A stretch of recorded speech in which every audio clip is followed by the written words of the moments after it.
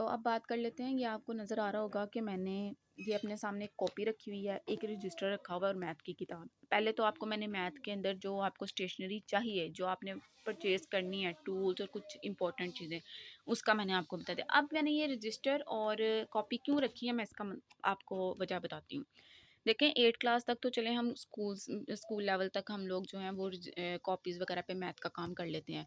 कुछ नैरो जो आपको पता होगा नैरो लाइन्स की कॉपीज़ भी होती हैं, कुछ उस पे काम कर लेते हैं, ठीक है। कुछ इस तरह ब्लॉक्स वाली कॉपीज़ रखी होती हैं, लेकिन वो उनको कह के वो जो स्टूडेंट्स होते हैं ना जिन्होंने ये ब्लॉक्स वाली भी मैथ की कॉपी रखी थी, उन्हें फिर बताना पड़ता है कि अब आप जो है ये वाली छोड़ दें और दूसरी कॉपी ले लें। खैर, स्कूल लेवल तक तो इस तरह से जो है कॉपीज़ कोई भी स्टूडेंट इस्तेमाल कर लेते हैं, लेकिन जब आप 9th क्लास में आते हैं ना, तो वहाँ पे सबसे पहले कॉपी का कॉन्सेप्ट ख़त्म हो जाता है। आप अपनी प्रैक्टिस मैथ की कॉपी कभी भी कॉपी पे ना करें, ठीक है।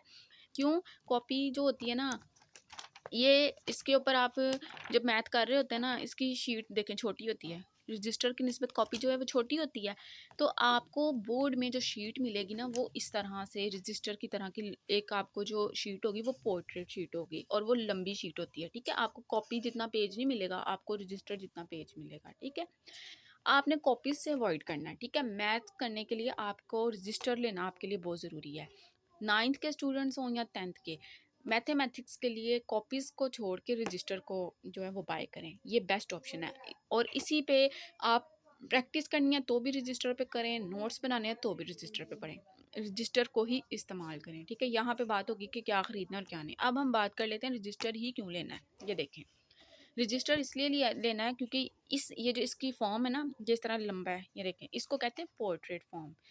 पोर्ट्रेट फॉर्म में आपको वहाँ पे जो 9th-10th की जो शीट्स होती है ना, वो पोर्ट्रेट फॉर्म में होती है, यानी इस तरह लंबी, ठीक हो गया। वर्टिकल फॉर्म इसको कहते हैं। आपने रजिस्टर के ऊपर प्रैक्टिस करनी है क्योंकि स्टूडेंट वहाँ पे आपको जो आंसर शीट मिलेगी ना, वो भी इस तरह रजिस्टर की तरह बनी होगी। आपको वहाँ इजाफी कोई शीट नहीं दी जाएगी और ना ही वहाँ पे कॉपीज़ की तरह के कोई छोटे छोटे पेजेस होंगे। इसलिए आपको मैंने पहले ही कह दिया कि मैथमेटिक्स की प्रैक्टिस आपने करनी है तो रजिस्टर के ऊपर करें, ठीक है। और रजिस्टर अब कौन सा लेना है? नैरो लाइन्स नहीं लेना, उर्दू का लेना है। ये देखें इस तरह से उर्दू का रजिस्टर ख़रीदें। ये आपको मैथ हुआ थोड़ा बहुत नज़र आ रहा होगा। उर्दू का रजिस्टर लें क्योंकि वहाँ पे बोर्ड में सिर्फ एक ही पैटर्न की शीट अलाउ है और वो है उर्दू। उर्दू लाइंस वाली शीटें जो होती है ना, बोर्ड अलाउ करता है। इसके अलावा वहाँ पे आपको ना ये 4 लाइंस वाली शीट होती है, ना ये नैरो होती है, सिर्फ उर्दू की शीट आपको मिलेगी।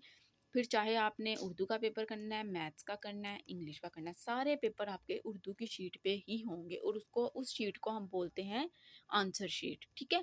सो वो इसलिए आपको रजिस्टर पे प्रैक्टिस करवाई जाती है कि वहाँ पे आपको कुछ इस तरह से शीट मिलेगी, आंसर बुक बनी होगी, वो आंसर शीट जिस पे आपने पेपर हल करना है।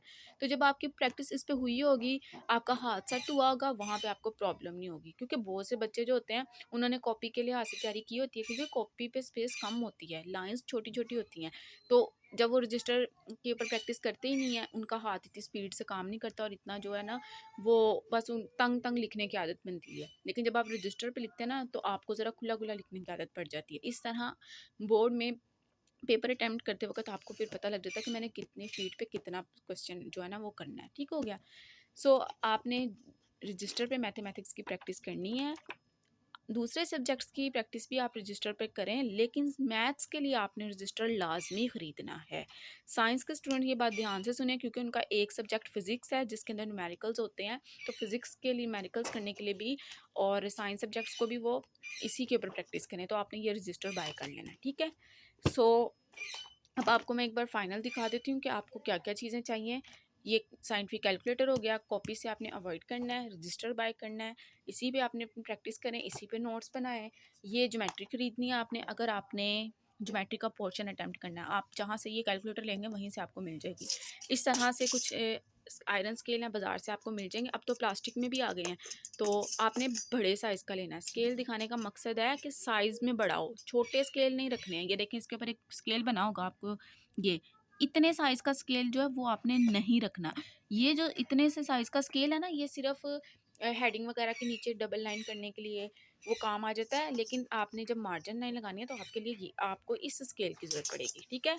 ये स्केल हो गया, ये कैलकुलेटर हो गया और ये लॉग का टेबल आपने बाय करना है।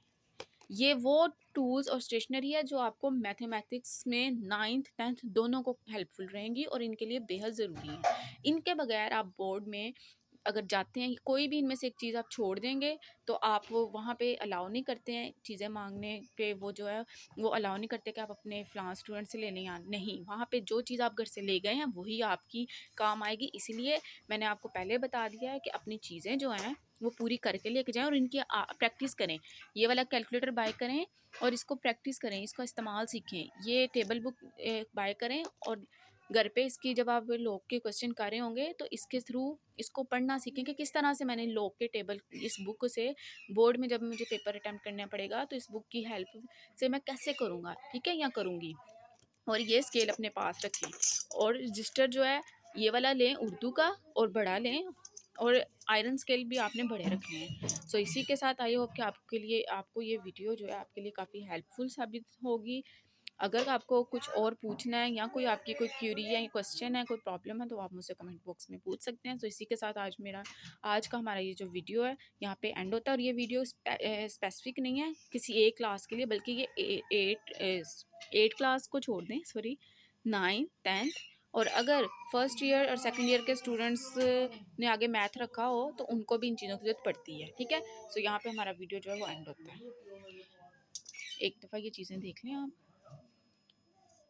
इसी तरह अगर आपको और किसी और इस तरह की कोई इन्फॉर्मेशन या कोई टिप्स ट्रिक्स चाहिए तो आप मुझे कमेंट में बता सकते हैं, मैं आपके साथ ज़रूर शेयर करूँगी। सो आपको पता लग गया होगा कि आपने क्या चीज़ें ख़रीदनी है और क्या नहीं। इसी के साथ हमारा ये जो वीडियो यहाँ पे एंड होता है। Stay blessed and stay connected.